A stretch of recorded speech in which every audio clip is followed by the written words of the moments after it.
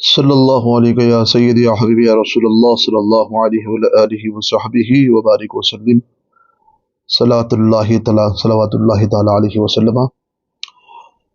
जैसा कि आप सब जानते हैं कि शाह इमाम अहमद रज़ा खान फाज़िल बरेलवी रहमतुल्लाहि तआला अलैहि के वो मनक़िबत जो आपने गौसे आदम रज़ी अल्लाह तआला अन्हु की शान मुबारक में बयान फरमाया है, उसके कुछ हमने 3 अशार पर गुफ्तगू करते हुए उसकी शरह भी फरमाई थी। तो फिर अब चौथे अशार की तरफ हम चलते हैं। चौथे अशार में आप फरमाते हैं, तू हुसैनी हसनी क्यों ना मुहियुद्दीन हो, तू हुसैनी हसनी क्यों ना मुहियुद्दीन हो, ए खिज़र मजमई बहरीन है चश्मा तेरा, ए खिज़र मजमई बहरीन चश्मा तेरा। तो गौसे आज़म रज़ी अल्लाह तआला अन्हु की शान मुबारक में इमाम अहले सुन्नत आला हज़रत फाज़िल बरेलवी रहमतुल्लाहि तआला अलैहि फरमाते हैं कि या गौसुल आज़म या गौसुस सकलैन, आपकी शान तो ऐसी शान है कि आप का सिलसिला नसब जो है सादात इकरामी, जो आपके वालिद से लेकर आपके इमाम हसन मुश्तबा तक आपका सिलसिला नसब जाता है। तो इस लिहाज से आप हसनी हैं, और फिर आपकी वालिदा मोहतरमा से लेकर इमाम हुसैन तक सिलसिला नसब पहुँचता है, तो आप हुसैनी भी हैं, यानी कि आप हसनी भी है और हुसैनी भी है। तो इसमें आला हज़रत इमाम अहले सुन्नत फाज़िल बरेलवी रहमतुल्लाहि तआला फरमाते हैं, तू हुसैनी और हसनी, यानी कि आप हुसैनी भी है और हसनी भी हैं। हुसैनी वालदा की तरफ से हैं और हसनी वालिद माजिद की तरफ से सिलसिले इमाम हसन तक नसब पहुँचता है। तो अब वाकई इमाम हसन और इमाम हुसैन ये दोनों ने जिनकी कुर्बानी और जिनकी शहादत ने दीन इस्लाम के लिए और दीन इस्लाम की बका के लिए जो कुछ ये दो शहजादों ने, नबी के लाडलों ने, सैयदा पाक रज़ी अल्लाह तआला अन्हा के ये शहजादों ने दीन इस्लाम की खातिर अपनी जान का नजराना जो पेश फरमाया है, उसको फरामोश नहीं किया जा सकता है। अल्हम्दुलिल्लाह रहती दुनिया तक ता क़यामत तक की इनकी शहादत को याद किया जाएगा। एक जहरी शहादत है, एक और सरी शहादत है। इमाम हसन मुश्तबा रज़ी अल्लाह तआला अन्हु को सरी शहादत यानी कि जहर देकर आपको शहीद किया गया। इमाम हुसैन रज़ी अल्लाह तआला अन्हु को आपको करबलाए मुअल्ला में 72 नुफूस क़ुदसिया के साथ आपको शहीद किया गया। ये सिर्फ इसलिए कि दीन इस्लाम की बका के लिए और दीन इस्लाम की शान व शौकत को बढ़ाने के लिए इमाम हसन और इमाम हुसैन रज़ी अल्लाह तआला ने अपनी शहादत का नजराना पेश करके इस्लाम की बका को, उसकी ज़िंदगी को, उसकी आबियारी को, उसकी रोशनी को आपने दुनिया आलम तक पहुँचाया है। तो इसको फरामोश नहीं किया जा सकता है।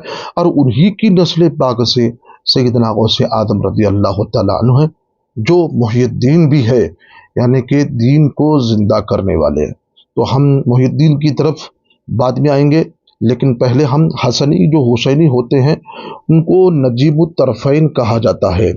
तो वाकई आप इमाम हसन और इमाम हुसैन रज़ी अल्लाह तआला अन्हु के नस्ब मुबारक से आपका सिलसिला नसब जा मिलता है। सुन्नी तो यानी कि, और एक बात यह है कि आपके वालिद माजिद का जो नाम है अबू साले मूसा जंगी दोस्त हैं, या गौसे आज़म रज़ी अल्लाह तआला अन्हु के वालिद मोहतरम। फिर आपकी वालिदा माजिदा का नाम जो है फातिमा, और कुनियत अबुल खैर है, लक़ब उम्मतुल जब्बार है। ये आपकी वालिदा मोहतरमा है जो पिराने पीर गौसे आज़म रज़ी अल्लाह तआला अन्हु के हैं। फिर उसके बाद सुन्नी तो आपके सिलसिला नसब को नजीबुत तरफ़ैन मानते हैं, हसनी और हुसैनी मानते हैं।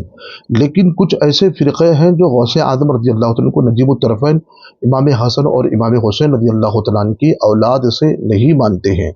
वो कौन सा फ़िरक़ा है? वो यहूदी है और वो राफ़ज़ी है। यहूदी और राफ़ज़ी ये दोनों हैं कि जो पिराने पीर गौसे आज़म को हसनी और हुसैनी, सैयद और सादत नहीं मानते हैं।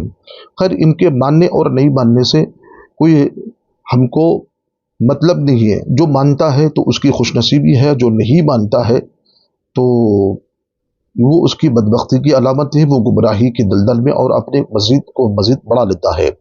تو لہٰذا کہ سنی آپ کو حسنی اور حسینی بھی مانتا ہے اور امام الاولیاء بھی مانتا ہے۔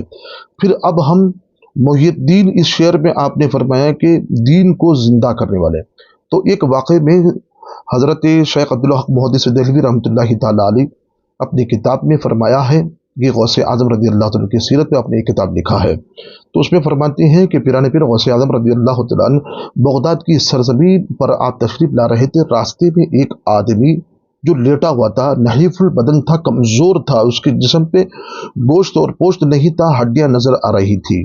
تو اس نے غوث اعظم رضی اللہ عنہ کو آواز دی، یا شیخ عبد القادر جیلانی، ذرا مجھے سہارا دے کر بٹھا دیجئے۔ تو غوث اعظم رضی اللہ تعالیٰ نے اس شخص کے قریب جا کر آپ نے ہاتھ دے کر اس کو سہارا دے کر اسے بٹھا دیا۔ جیسے ہی بٹھانا تھا، وہ شخص کے اندر وہ ہرا بھرا ہو گیا، تر و تازہ ہو گیا، جسم کے اندر گوشت پوشت آ گیا اور اس کی جسم کی بناوٹ میں مزید سے مزید تازگی آ گئی اور قوت آ گیا۔ پہلے تو نحیف البدن تھا، جسم پہ گوشت نہیں تھا، ہڈیاں نظر آ رہی تھی، لیکن غوث اعظم نے اس کو سہارا دے کر اس کو جب بٹھایا تو اس کے جسم میں طاقت و قوت و توانائی آ گئی۔ تو وہ شخص نے کہا کہ غوث اعظم رضی اللہ تعالیٰ عنہ، یا سیدی و سندی شیخ عبد القادر جیلانی رضی اللہ تعالیٰ عنہ، میں دین ہوں، دین اسلام ہوں کہ اب تک میں نے کمزور کر دیا گیا تھا، مجھے یعنی کہ مجھے کمزور کر دیا گیا تھا، میں ہی کمزور ہو چکا تھا، لیکن جب آپ آ گئے ہیں تو انشاءاللہ العزیز آپ کے ذریعے سے دین اسلام میں وہ شمع، وہ روشنی، وہ طاقت، وہ روحانیت، ہر جگہ دین اسلام کی وہ شمع پہنچے گی۔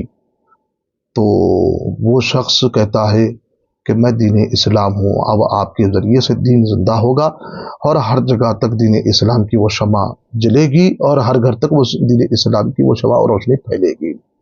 تو اس لحاظ سے وہ شخص نے کہا کہ آپ محی الدین ہو، دین کو زندہ کرنے والے ہو۔ تو جب سے یہ غوث اعظم رضی اللہ عنہ کو یہ لقب دیا گیا ہے، پھر یہ علم غیب نبی صلی اللہ علیہ وسلم کی طرف اشارہ بھی ہے کہ سرکار دو عالم صلی اللہ علیہ وسلم نے فرمایا کہ 5ویں صدی کے قریب میں میری امت پر ایک آفت، ایک بلائیں اور مصیبتوں کی ایک چکی چلے گی، اگر اس میں بچ نکل جائیں گے، کامیاب اگر اس میں ہو جائیں گے، تو پھر کچھ مدت کے لیے پھر استقامت اور اس کے وقت بحالی آ جائے گی، وہ فیضان، وہ اسلام کی شمع و روشنی آ جائے گی۔ تو یہ پیران پیر غوث اعظم کا دور تھا، یہ 5ویں صدی تھی۔ یہ 5ویں صدی میں پیران پیر غوث اعظم رضی اللہ تعالیٰ عنہ تشریف لائے تو دین اسلام کو پھر سے آپ نے زندہ کر دیا ہے۔ یہ واقعہ حقیقتاً نہیں کہ یہ اندلس کے مقام میں دیکھیے، بیت المقدس میں دیکھیے، مشرقی وسطیٰ میں دیکھیے، افغانستان اور ہندوستان میں دیکھیے، یہ تمام کے تمام حالات میں ہندو راشٹر یعنی کہ ہندو حکومت قائم ہو چکی تھی، اسلامی زوال اور اسلامی بادشاہوں کی حکومت ختم ہو چکی تھی، جگہ جگہ پر اخلاقی پستی نظر آ رہی تھی، اور اسلام تو بظاہر نام تھا لیکن اس کے باوجود بھی اسلام کی وہ تک عملی کردار تک نظر نہیں آ رہا تھا۔ تو اس حال میں، اس ماحول میں پیران پیر غوث اعظم کو اللہ رب العزت نے 470 ہجری میں جب بھیجا، تو پھر 470 سے لے کے 461 یا 460 ہجری تک آپ نے دین اسلام کو زندہ کیا ہے۔ واقعی اس حقیقت کو کوئی انکار نہیں کر سکتا ہے، بالکل بجا ہے، پیران پیر غوث اعظم نے دین اسلام کو زندہ کیا ہے۔ جو آج مسجدیں جو نظر آتی ہے، جو سلسلے نظر آتے ہیں، سلسلے چشتیہ جو نظر آتا ہے، سلسلے قادریہ جو نظر آتا ہے، تمام بزرگان دین کی ہندوستان میں جو مزارات نظر آتے ہیں، یہ فیضان غوث اعظم ہے۔ یہ بات یہ کہا جائے گا کہ پیران پیر غوث اعظم رضی اللہ تعالیٰ عنہ کا یہ فیضان ہے کہ آپ نے عراق کی سرزمین میں شیخ شہاب الدین عمر سہروردی رحمۃ اللہ تعالیٰ کو حکومت عطا فرمائی، اور ہندوستان کی حکومت جو ہے وہ بادشاہت وہ حضرت خواجہ خواجگان خواجہ غریب نواز رحمۃ اللہ تعالیٰ علیہ کو آپ نے یہ ہندوستان کی سلطنت عطا فرمائی ہے۔ یہ سلسلہ چشتیہ کا جو آج خوب سے خوب جو پھیلا ہے، یہ پیران پیر غوث اعظم کا فیضان ہے، جو آج پھیلا ہوا نظر آتا ہے، دین اسلام جو نظر آتا ہے، پیران پیر غوث اعظم کا فیضان ہے۔ اسی کے صحت میں یہ کہوں گا کہ تو حسینی حسنی کیوں نہ محی الدین ہو، اے خضر مجمع بحری نے چشمہ ہے تیرا۔ تو اسی شعر کے ساتھ ہم اپنی گفتگو کو سمجھتے ہیں۔